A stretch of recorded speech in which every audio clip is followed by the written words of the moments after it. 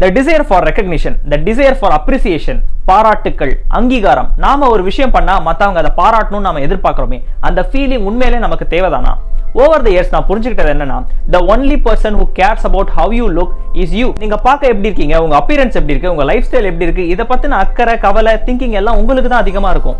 மத்தவங்க அதை கொஞ்ச நேரம் நோட்டீஸ் பண்ணிட்டு மறந்துட்டு போயிடுவாங்க, அவங்க உலகத்துக்குள்ள போயிடுவாங்க. ஆனா நாம எப்ப பார்த்தாலும் மத்தவங்க கண்ணுக்கு நாம எப்படி தெரியும், நம்ம அப்பியரன்ஸ் எப்படி இருக்கு, நம்மள ரெகக்னைஸ் பண்றாங்களா, அப்ரிஷியேட் பண்றாங்களான்னு மத்தவங்களோட எதிர்பார்ப்பை மீட் பண்றமானே யோசிச்சுட்டு இருக்கோமே தவிர, நம்மளோட ஓன் எக்ஸ்பெக்டேஷனை நம்ம மீட் பண்றோமா, நமக்கு பிடிச்ச மாதிரி வாழ்றோமான்னு நம்ம யோசிக்கிறது இல்ல. There is no need for you to be recognized by others. மத்தவங்களுடைய பாராட்டு, அங்கீகாரம் உங்களுக்கு தேவையே இல்லை.